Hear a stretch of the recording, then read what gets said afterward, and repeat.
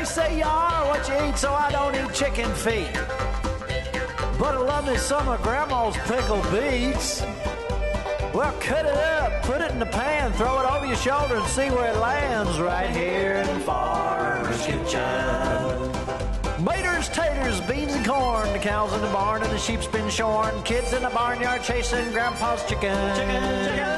Spices, slices, cuts and dices, gonna slash your grocery prices right here in Farmer's Kitchen. Help you grow your garden good with recipes to suit your mood. Try some grub you've never tried before. Smash it with a wooden mallet. Gonna educate your palate. Right here in Farmer's Kitchen. In Tim Farmer's Country Kitchen. We're gonna cook something good now.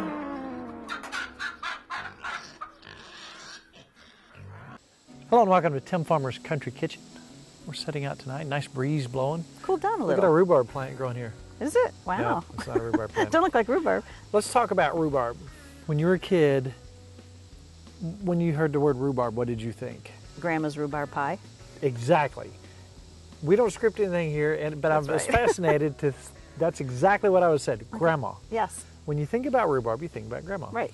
Now, I remember going to church, and you remember the church ladies who bring the wonderful desserts, and everything they made was wonderful. I remember, and I'm pretty sure it was Mrs. Burns that made a rhubarb pie. I didn't know what rhubarb was. Everybody says, oh, it's like the stalk, and it's gross. Well, I was adventurous enough to try it, and I thought it was delicious. It is good. So tonight, we're going to discover rhubarb dumplings. Yum. Uh-huh. Interesting. Now, we were going to make your grandma's strawberry rhubarb pie, and we're still going to make that eventually. But Lois came in, and she just blew us out of the water. Always When does. She said rhubarb dumplings, and then I talked to her son Matthew. He says, farmer. He said, just wait till you try Lois's rhubarb dumplings. So we did.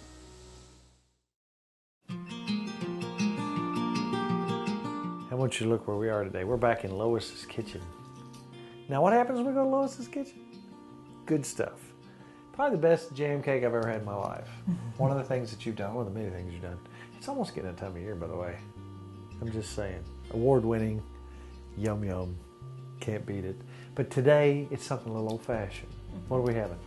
We're having rhubarb dumplings. Not rhubarb pie, mind you. Rhubarb dumplings. Now, where did you first hear about this recipe or try this recipe? Well, my grandmother and my mother always made fruit dumplings of any kind of fruit, any kind of berries, and always rhubarb. Rhubarb. And my grandmother always made bean dumplings. That was a good dumpling. Dumplings. Yeah. So you didn't always have to have chicken or turkey to have dumplings. So this is a sweet dish. This one is a sweet dish, yes. Now, you know, when I think of rhubarb, I just automatically think of my grandmother. That's kind of, a lot of people today have never heard of it. It's kind of an old-fashioned thing. So I like the fact that you've got this rhubarb sitting over here. We can see what it looks like, see what it tastes like, see what the consistency of it is, and make dumplings out of it. Kind of not something everybody's doing nowadays.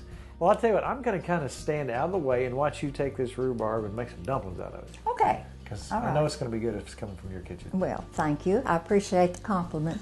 Okay, normally I will cut my rhubarb like into small pieces like this. And I like to use 4 cups of rhubarb. Bring that to a boil. And it doesn't take but very little time. So for it boils to- down pretty quick. It boils down pretty quick and it gets real good and tender.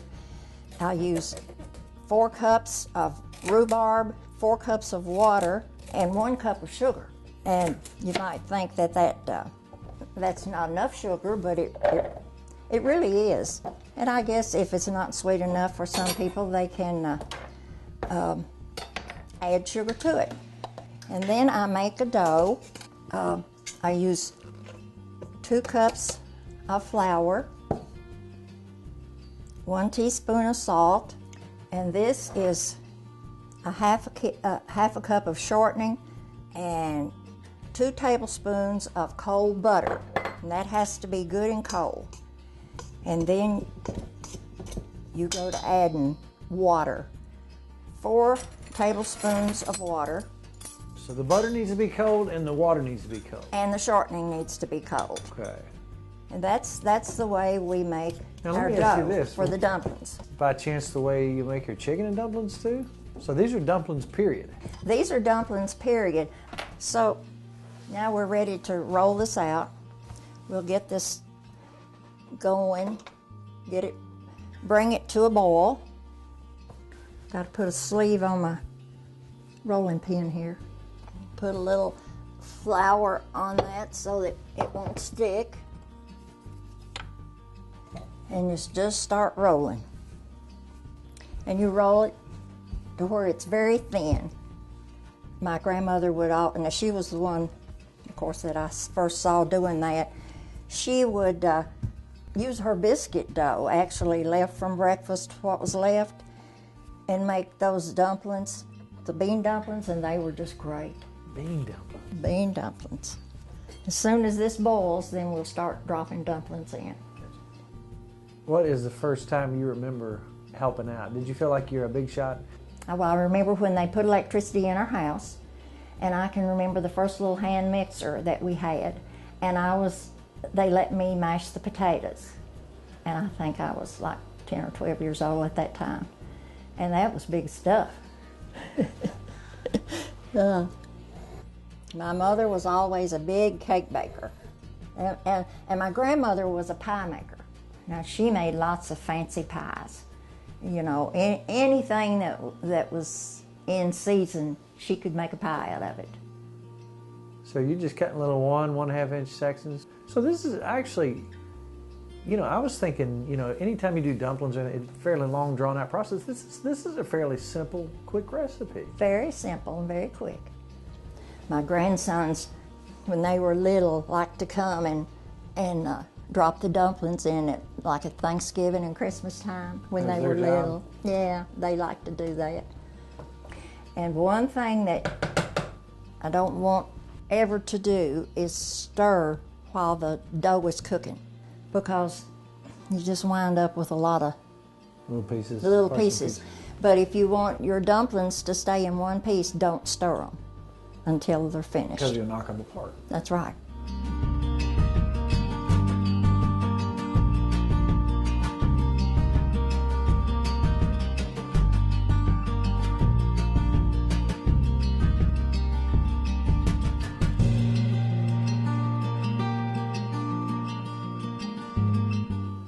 So what was your grandma's name that made this?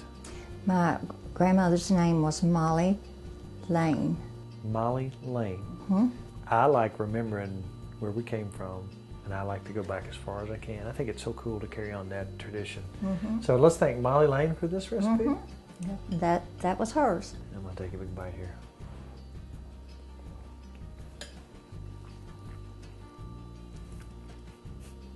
Got enough sugar in it? That's magic. It's so good. You know what? You make it look so easy. I know I couldn't do that good a job. Oh man. If you've never had rhubarb, it really does open up your every bit of your tongue. That is nice. That is so good. Some people say that they would want strawberries with this. You don't think so? No, Thank you so much again for hooking us up in Lois's kitchen. Bobby Joe's sitting right over here. He's got a box of tomatoes for me to take home. I guess I'll just have to take them.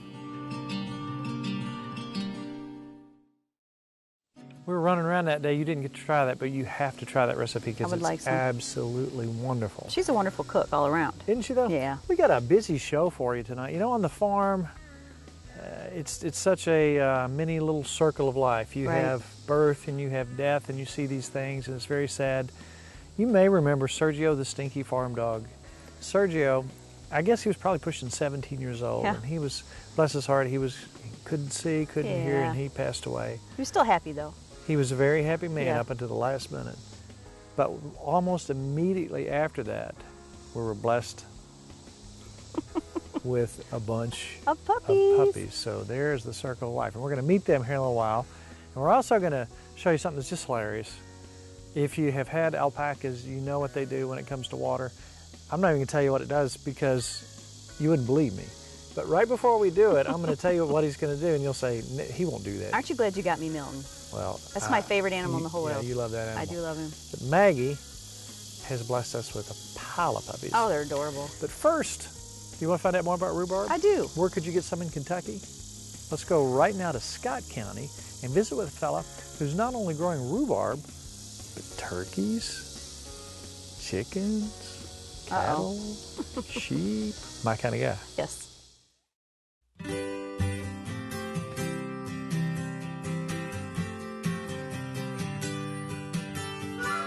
This is Mike Stone.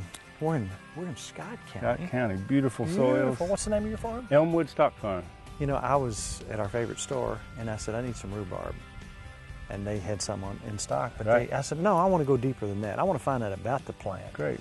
Because a lot of people have told me that they have real trouble raising it. Right. So it's persnickety to raise, and it's got its own way. It is, but once you get it going, it's great. But it has a bulb and a crown, and you have to get that crown developed. You've got to let it grow for a year before you start harvesting. That's always hard for people, like asparagus.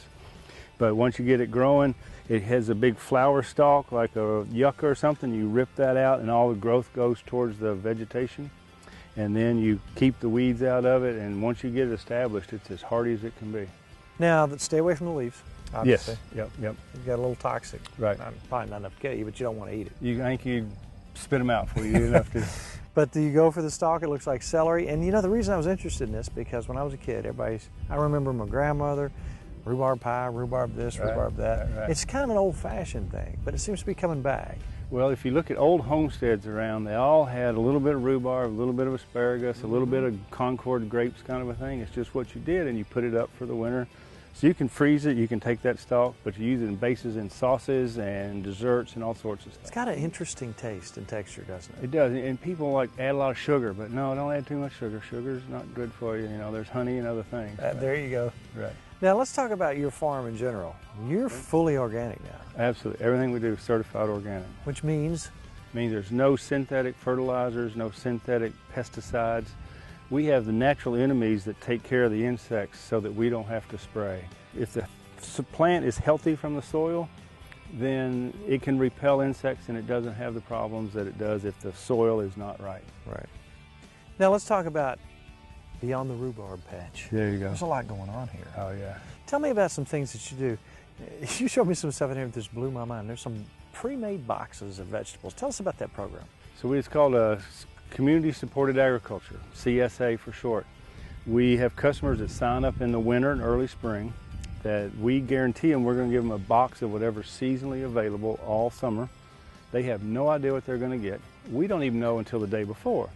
So if we've got lots of peas and asparagus and strawberries in the spring, then that's what they get. And in the summer it's corn and tomatoes and beans.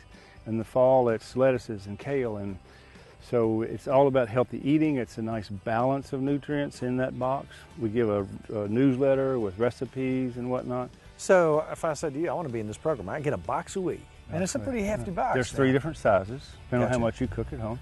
And how would this work if I decided to sign up? How would I get one of these boxes? So we have drop-off locations, like 10 or 15 locations in Lexington. You can come to the farm, you can look around while you're here, or we take them some to Frankfurt. We actually take some to Cincinnati as well, Louisville also. Now, it's not just vegetables here. You got some critters. We got critters. What do you have on this We got cool critters. spread? So we got Angus beef cattle that were totally grass-fed. We have lambs, we have eggs, we have broiler chickens, and we have turkeys, 2 kinds of turkeys. Wow. Can we take a look around? Let's do. I'll follow you. All right.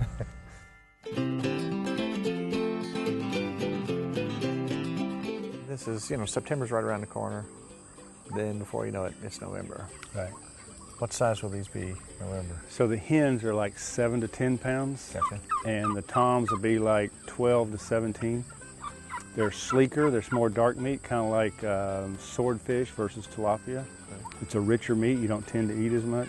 It's a whole different ballgame, isn't it? Whole different. When they're out here feeding on grass and doing their thing, and nature intends them to be what they are. You can't change that. Right. And when they're getting what they need, and man, I'm telling you what, when I eat a wild turkey, Right. it's a different taste. Right. But I'd say this is kind of somewhere in between the best of both worlds. Somewhere in between, because they're on a ration, Right. so it doesn't have, there's no sense of gaminess to it, Right. but it's a richer, different type of meat. To me, it's so nice to know that folks like you, and I know it's a huge amount of work, but it's so nice to know that things like this are happening all around us. It is, and the Organic Association of Kentucky, we're helping farmers transition to organic. This is as much as they want us to help, because once we've learned how food is grown, it's not just know your farmer, how does your farmer grow your food? And what's in it, and so there's a whole world behind the scenes of what's going on. So you, as a youngster, you had an epiphany. If you don't, do you want to share that on Yeah. camera? My daughter was about 3, and I said, Sydney, don't eat some of the vegetables in the garden. I sprayed poison, and she's like, Dad, really? You know, and I couldn't explain, you know, the reasoning. And so it just sort of like, no, you know, if there's a reason. And here on this farm, John and Amy, my wife and brother-in-law, as they were growing vegetables, the recommendations were spray this. Well, why do I have a problem in the first place? They were smart enough to say, well, I didn't have this problem last year. So we've learned in healthy soil, healthy plant, healthy animal, healthy human, starts with the soil. Not overdoing it, learning how to rotate. Right, right. You are doing cool things here. I'm so glad that you took you. time out of your day to Thank share you. your time with us Appreciate and a you message being with here. our folks. And if you need a Thanksgiving turkey, I guess we can call it you. Yeah, absolutely. Be glad to. Thank you so much. Thank man. you. Now, last time Maggie just had a few puppies and we kept those, but there are so many people that are looking for a good farm Right. stock dog. There's no papers. They're just good farm dogs, and they can be trained. Right. They're Just Moses and Maggie. Moses and Maggie, and we do have chickens running around, so they can be trained. We had a fella that we're going to visit with next week. Look at the shot of these two guys. He plopped them in with his ducks. By the way, we visit a duck farm next week. Cool stuff coming up. 8 weeks old. They don't pay any more attention to Right. those ducks than anything, and they're perfect for that. So let's revisit Connor Thomas.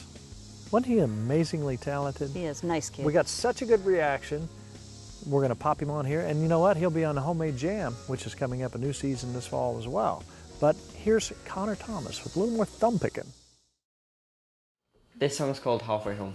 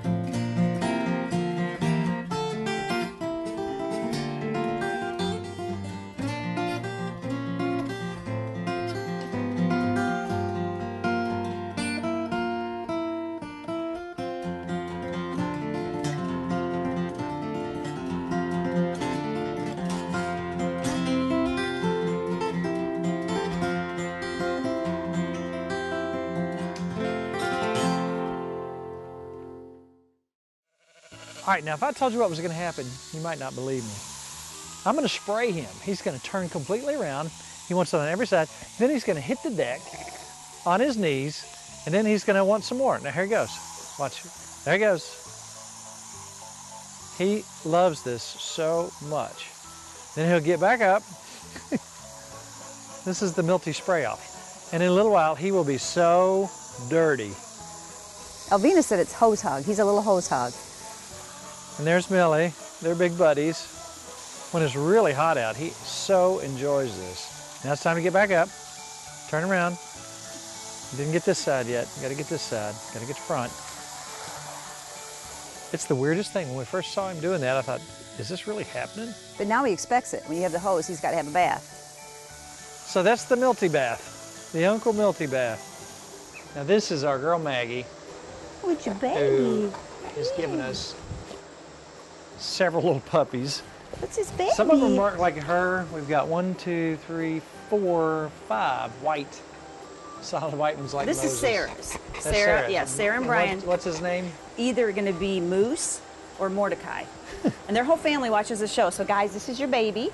This is a little boy. Here's another one. There's one with some color. Hi, baby. This looks more like mommy. Now, their badgering is a little bit lighter than hers. How is you doing? You're such a good girl. Who is this? Who's this? It's a little boy. You know what I remember the other night? This is, That's your baby. Nikki said something the other night. She says it's like once or twice a month. She'll look at me and just say with big eyes, she'll say, "Thank you so much for giving me the farm." I love it. I love the What farm. do you say when you grew up? You always wanted this. Look at this. All these babies. I want to keep all of them. They'll have their little eyes open. another Shortly. She's such a baby. good mommy. There's another baby. Beautiful little puppies. They are beautiful. And we have all kinds of episodes of things like this. If you'd like to check it out, check out TimFarmersCountryKitchen.com for episodes you might not have seen. All our recipes are on there as well. Also, check out our Facebook page and like it. Don't forget to like our Facebook page. Tell your friends about us, where we talk to our friends and talk to folks out there and share ideas and recipes. Well, believe it or not, Nikki, that's another half hour that flew by. So we have to say it's all about Good times. good friends Aw, and good eats. and goodies. We'll see you next week on the brand new Tim Farmer's Country Kitchen. Hi, Maggie, you're baby. such a good mommy. Baby. Such a good Hi, mommy. baby. Look at your baby. Look at here. They're your babies. Look at this. Look at that baby. Look at all the babies. Look at the babies. Look at all the babies. They're not cute. To order a cookbook or DVD of the show, please call 502-319-0487 or email timfarmerck@gmail.com.